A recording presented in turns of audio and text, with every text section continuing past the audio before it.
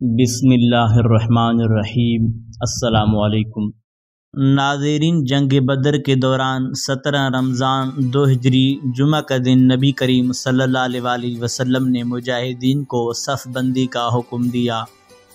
دست مبارک میں ایک چھڑی تھی، اس کے اشارے سے آپ صلی اللہ علیہ وآلہ وسلم صفیں درست فرما رہے تھے کہ کوئی شخص آگے پیچھے نہ رہنے پائے، اور یہ بھی حکم دیا کہ اللہ تبارک و تعالیٰ کے ذکر کے علاوہ کوئی شخص کسی قسم کا کوئی شور و غل نہ مچائے۔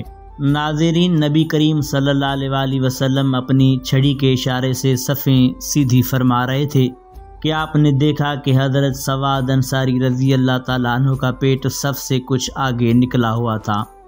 آپ نے اپنی چھڑی ان کے پیٹ کو مار کر فرمایا، اے سواد، سیدھے کھڑے ہو جاؤ۔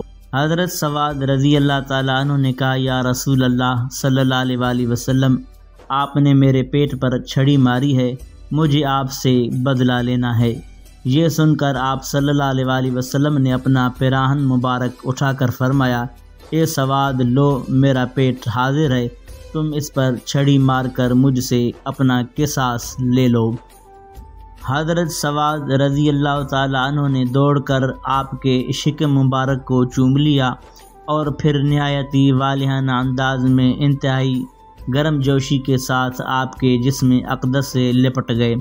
آپ صلی اللہ علیہ وآلہ وسلم نے ارشاد فرمایا کہ اے سواد، تم نے ایسا کیوں کیا؟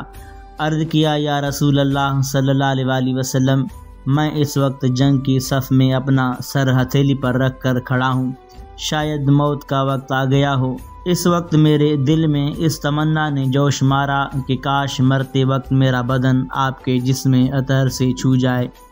یہ سن کر نبی کریم صلی اللہ علیہ وآلہ وسلم نے حضرت سواد رضی اللہ تعالیٰ عنہ کے اس جذبہ محبت کی قدر فرماتے ہوئے ان کے لیے خیر و برکت کی دعا فرمائی، اور حضرت سواد رضی اللہ تعالیٰ عنہ نے دربار رسالت میں معذرت کرتے ہوئے اپنا قصاص معاف کر دیا، اور تمام صحابہ کرام حضرت سواد رضی اللہ تعالیٰ عنہ کی اس عاشقانہ ادا کو حیرت سے دیکھتے ہوئے ان کا منہ تکتے رہ گئے۔